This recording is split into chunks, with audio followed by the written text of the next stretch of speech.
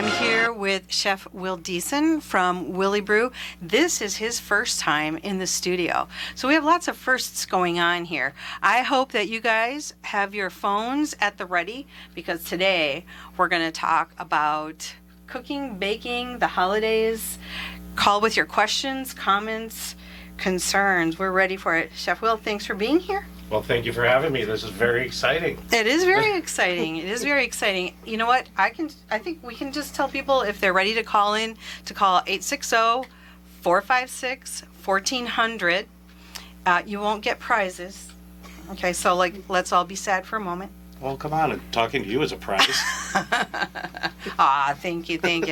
So you can go ahead and start calling in your questions or comments. You're welcome to do that, and this is a very organic interview, so we're going to just roll with whatever comes our way. But we're going to start off just to fill the airtime with something meaningful, because meaningful things is what it's all about. I thought I would ask Chef Will about some of his tips for roasting things in the oven. So, ovens have 3 different racks, sometimes 4, 5 different places where you can put the racks. And depending on the oven. So, where would you put your red meat and how would you treat that? And what about your turkey? Which rack would you put it on? Just do comments about that? Well, it would have to do with the size of the meat that you're cooking. Right. If you have a large turkey, obviously you need space in the oven. Big space. Yep. You'd put it on probably the bottom rack there. Mm-hmm. If it's not huge, I would put it maybe the next rack up, just to have it more centered in the middle of your oven. Mm-hmm. Cooking like prime ribs, things like that, I would definitely put a prime rib closer to the bottom of the oven just so you had more space, because they tend to be fatty. They might splatter a little bit in there. I wouldn't want my meat to be directly right next to the heat source so it wouldn't catch on fire there. So yeah, my family is okay, we don't want turkey, so I did go get prime ribs. So kind of walk me through what it takes to make that really a good cut of meat. And we like ours kind of with a little bit of moo in it. A little bit of moo, well, yeah. That's the way. Yes. Well, what I like to do with my prime ribs is I season them up a day or 2 ahead of time. Oh, with a dry rub. At the restaurant, we use a Cajun dry rub. Okay. You can use whatever flavors that you enjoy on your prime rib. Some people, they might like garlic, onion, salt, that's all, maybe a little rosemary. Ours, we like to have a little zing twist, so we do a little Cajun on there. Mm-hmm. Let it sit for a couple days, and then when you start your prime rib, you start it in a high temp oven, probably around 425 degrees. Wow. You'll put them in there for about 10-15 minutes like that, max. Then you'll turn your oven down to 325, and you let it solo roast that way. So let's see. Let's say I have I want to say a 7 or 8 pound roast. Is it a certain amount of time per minute for something like that, or what do you think? A lot of times it depends with households. It'll depend on your ovens, because everyone's oven's slightly a little bit different. Yeah. What I would do is start with the high temp like that, lower it down. I would put it in for uncovered at the large temp, turn it down, and then keep it in for me about an hour and 10 minutes max. Oh, that's a lot longer than I thought it would be. At max. Max, okay. Check it out 45 minutes. Mm-hmm. And then you'll go from there. You can get the right idea from checking with an internal temperature with a probe. Yeah, I was going to say, do you use a meat thermometer? Yeah. Or you can, a lot of times I'll go in and I'll stick a little knife in there, pull it out, put it on my wrist, see what the temp is, and go that way. So. Oh, well. But just to show off, Because you know how to do that, and I don't, right? Because I don't No, know. I'm sure you do. Come on. No, but I mean, how do you know from your wrist? I don't know. Just go by the temperature of the knife, what it was brought up to being inside the piece of meat.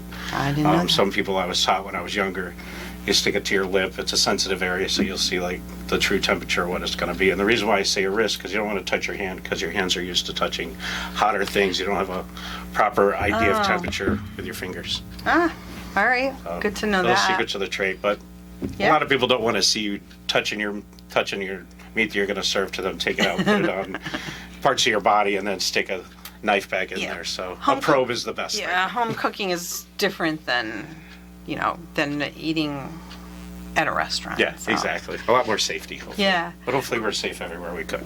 Well, you can talk a little bit about an upcoming event that's going to be at Willy Brew. You can talk about that menu while we're waiting for somebody, anyone. Feel free to call. Great.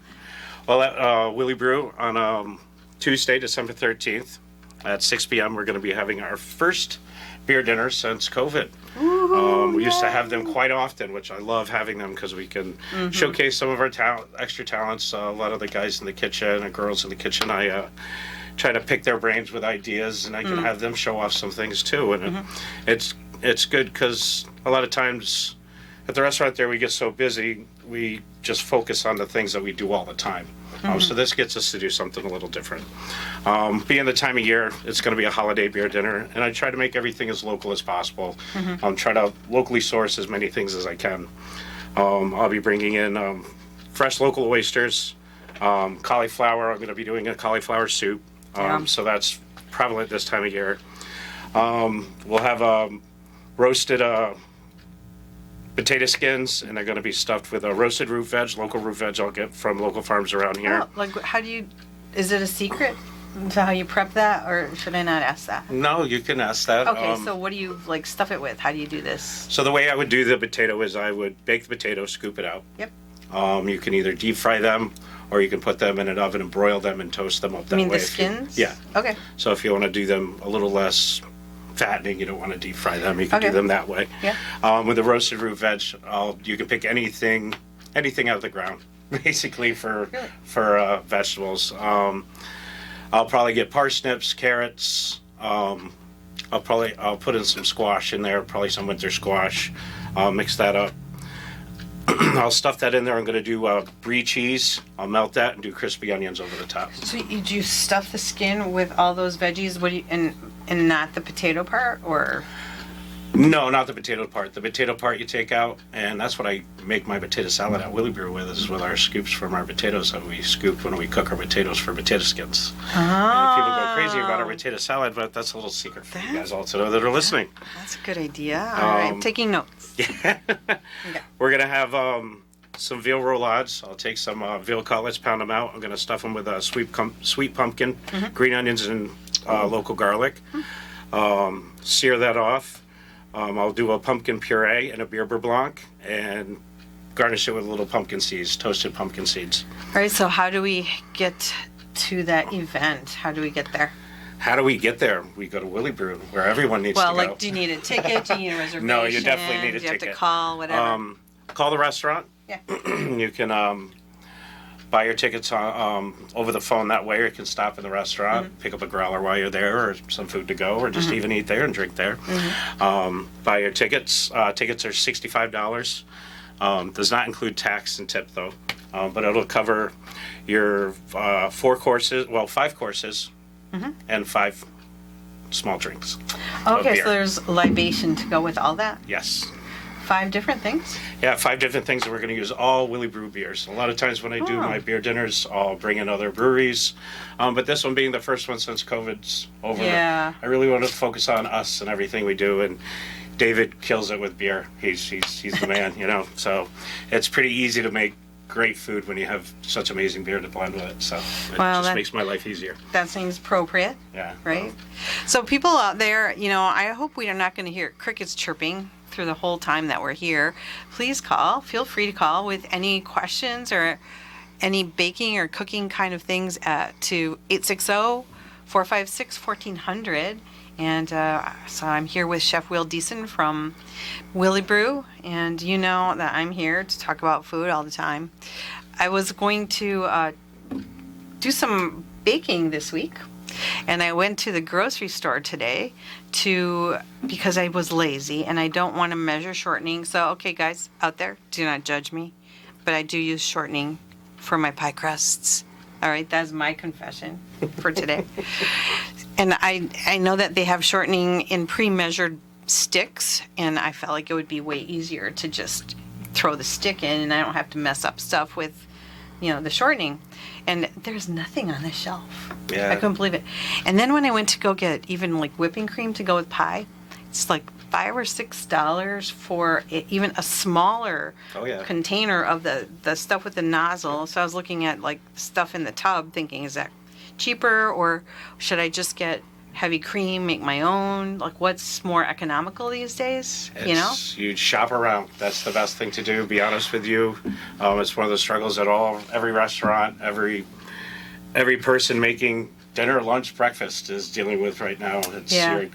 The price of food is just, it's going up like other things.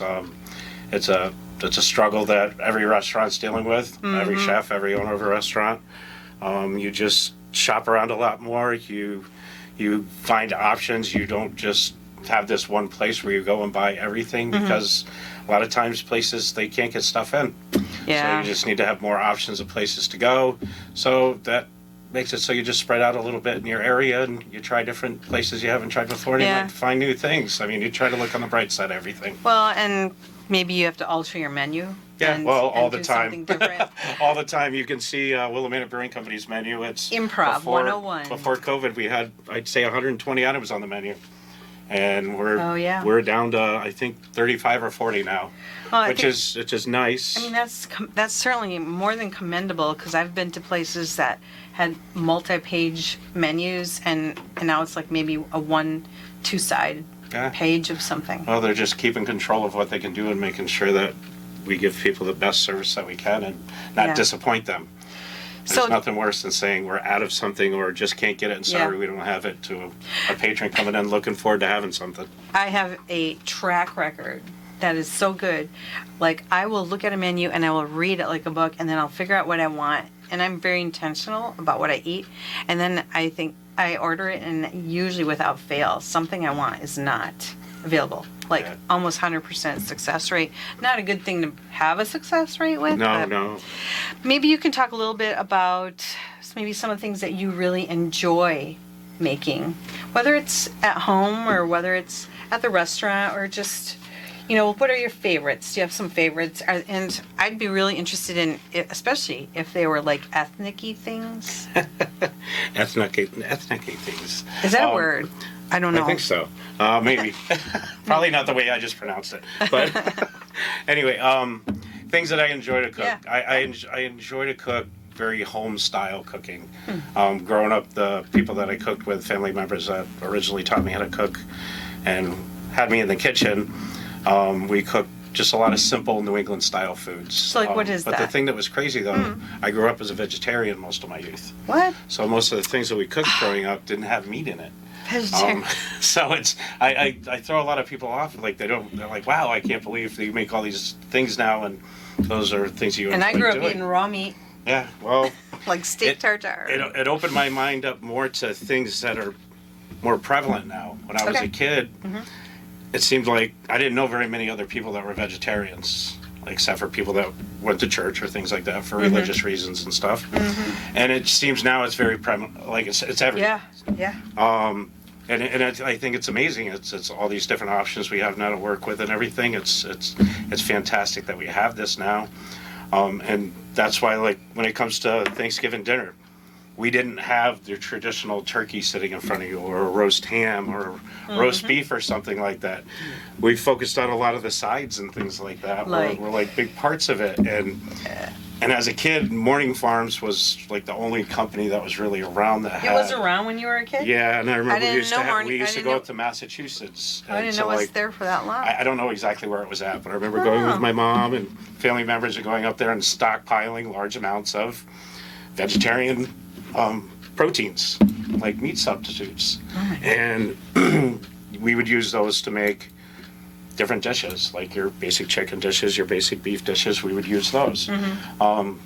So that actually made life for me now easier with all these new ideas with proteins. I'm ahead of the curve, and at the time, and in my early years of cooking, I was like kind of bummed out that, I didn't really have all that as much as most people did with meat cooking and things like that. So I focused on that a lot, but now I'm able to focus on these things that I really was taught as a kid. And it's pretty amazing how it all went full circle. It seems like those kinds of things are kind of popular. Yes, now? Very much so. It's a huge part of my menu at Willy Brew, which we love. I love being able to do that. I love having so many options for people. We have your meats, we have your vegan options, we have your vegetarian options. We try to do everything that we can. Gluten-free options. It's everything from beer to everything. It's fantastic. So, like, what did a holiday table look like for you? Well, we had obviously all the basic sides. So, like squash, mashed potatoes, anything green? Oh yeah, like well, we lived down south for a little bit, down in North Carolina for a while. So obviously there were greens, collard greens, things like that. Collard which greens. I like now that I'm older, but as a kid, really didn't care for those turnips, things like that. I was a picky kid, but now I eat everything. Well, have you ever had callaloo? Callaloo. It's like I learned about this at a Jamaican restaurant recently. It's a combo of kale and collard greens. Oh, I have had that. So. But it's cooked in a fish Yep. broth, but then the fish is removed, Yep. and of course it's got to have onions in it, right? Oh, everything should have onions. Everything. Come on. Everything should have onions. Okay. So, That's just my opinion. all right. So you had some greens. You had those other sides. Like, what else would you have? Like any kind of. Well, they would do things. We would have things that was called like a special K loaf. It was like a meatloaf, special K. but it was made with special K, the cereal. The cereal. Oh my gosh. And we are knee deep here. We would have things like that. We would have like lentil loaves. Okay. Stuff that I hated as a kid. Yeah. Like, like most kids hate meatloaf. Well, that was my horribleness in life. But honestly, as a kid, what I wanted was a pile of mashed potatoes, a ton of gravy, and a pile of stuffing. I was the happiest kid in the world, and as a child that was kind of like my thing. And then you had your apple pies and your pumpkin pies and all your desserts. Yeah, you could have all that. And obviously, I don't miss too many desserts. Yeah. Did you eat mincemeat? Did I eat mincemeat? Sure. Fine. Not really. That's like my father-in-law loved mincemeat pies, and I can't go there. All right, looks like we got a call, so we're gonna listen in to whoever this is. Hello. Hi. Hi. This is Who are we Jennifer. talking to? Jennifer. Yeah, this is Jennifer, North Windham. Hi, Okay. Jennifer. And I was just curious what everybody's favorite appetizers are around Thanksgiving. Oh. 'Cause I love making appetizers. And I had another question, too. I just wondered if Willy Brew does beer pairings with a vegetarian menu. We could always suggest anything you order at Willy Brew to be paired with a beer that we have there. Oh, yeah, I was just wondering about the dinners that you have. You know, you have the dinners that we have? Yeah. I have had quite a few times that people have come in that were vegetarians, and I will adapt sometimes if I'm able to with the menu. I try to make it as close as what I'm making, but I'll do it as a vegetarian option a lot of times. Yeah. But you'd want to call ahead of time, and that way I could figure out what we were going to do, and I'd have no problem with doing something like that, though, for you. Great. So let's see, appetizers, huh? So I have a couple ideas. I'm gonna let you go first, though. Or should I go ahead? I And don't you know. wanna When think about I was a kid, they'd have like stuffed dates on the table, and I hated that. Like I was just a I picky love kid. dates. And no, but as an adult, I love things like that. Oh, it can have meat. Well, Oh, yeah. I'm a big fan these days of the charcuterie thing. You Oh, know, yeah. Yeah. where you Yeah. throw a whole bunch, and it looks so pretty, and it's so uncooking, and it caters to everyone. Everyone gets something. So whether it's a pile of different kinds of olives and stuffed things, and different cheeses, different kinds of crackers. I mean, there's so many possibilities. I would suggest something like Yeah, I that. think that's a good one. And I'll be over, so let me know what time we should show up for that. But my family usually doesn't even do that. They just want to go right for the food. And, right to the meal. yeah, and you know what? This year there will be no turkey on the table at my house. Oh, right. Yeah. I So, heard. Well, sadly. thank you. but let Chef Will, if you want to make a couple suggestions, happy to I hear. don't know. Shrimp cocktail is always a good one to go to. And like a crudité, any type of fresh vegetables. Like Capri salad, like sliced fresh mozzarella with a little bit of sliced tomatoes and fresh basil, some garlic infused oil, or a balsamic reduction. That's always a good one, an easy one to go to. But balsamics have a lot of nice flavors too. Like you can get a raspberry-ish Oh, yeah. flavor, so many different fruity flavors depending on what you like. Does that help you out, Jennifer, at all? Oh, yeah. I like the idea of something light, too. You know, so that... Oh, yeah, well, the you gotta salad's save good. room for all the other good stuff, and then Yeah, that's dessert, right. of course. Jeez. Well, thanks for your question. Oh, cool. Thank you very much. Yeah, you're welcome. You're welcome. Bye-bye. Bye-bye. Well, that was fun. So feel free to still call in. We still have time. The number is 860-456-1400. Questions about holiday cooking, baking. I will be baking some other things this year also do you bake at all? Or do you really like the cooking part? I do bake a little bit, but to be honest with you, I tend to find someone in the kitchen that really enjoys doing that, and Yeah. I encourage them, and I give them a lot of positive reinforcement. You empower them? And You say, I here's let the them money, take give the me what I reins, and want. I'll give them an idea of what I look for, and I'll help them with the recipes and stuff. But honestly, baking doesn't give me as much joy as just cooking. But I mean, not that I don't have fun. It's just not the thing that I do the most. What kind of baking things will you have on the table? Whether you make let's say you're not going to make them, but like what do you want to see on your table for dessert? Well, you gotta see like apple pie. Nope. You know what? My family, Well, you know, for me, you do. well, they got older and they got more, kind Finicky. of bougie. Bougie. Ooh. Yeah, they got more bougie. So like this Like, year, do like rhubarb and strawberry pie. no, they That's a good one. want blueberry raspberry pie, Yeah. and then another of them wants cherry pie. Yeah. You know, and You gotta mix it up, you know. and I like pumpkin. I love pecan. For me, pumpkin pie, I'm that guy that you need the whole container of Oh, Cool Whip man. for Yeah. one piece of pie. Yes. And that's High like, five. yeah.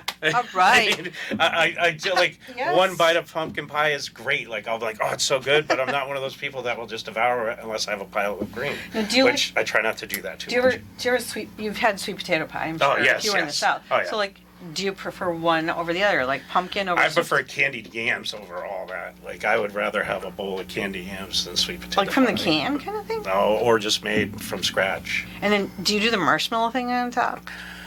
Very lightly. And some people I'm do not- maraschino like, people cherry. really like that. I'm not a huge fan of that. I'd rather have it without the marshmallows. Mm-hmm. But that's to each their own. You know, that's why we love what we do. Well, yeah, and that's why we love food, because it's so versatile and you can do so many Exactly. things. Well, we only have a couple minutes left. If you want to call in, we could still squeeze you in. 860-456-1400.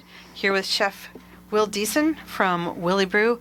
Been around for 20 years, and it's finally time that you got into the studio to talk about the Yeah. things you love, right? Yeah, exactly. And one thing for Willy Brew, just a little plug here. Yeah, put a plug in. If you're having problems with making sides or anything like that for your Thanksgiving meal, we do offer family size sides of like our mac and cheese, mashed potatoes, Oh. roasted potatoes, vegetables.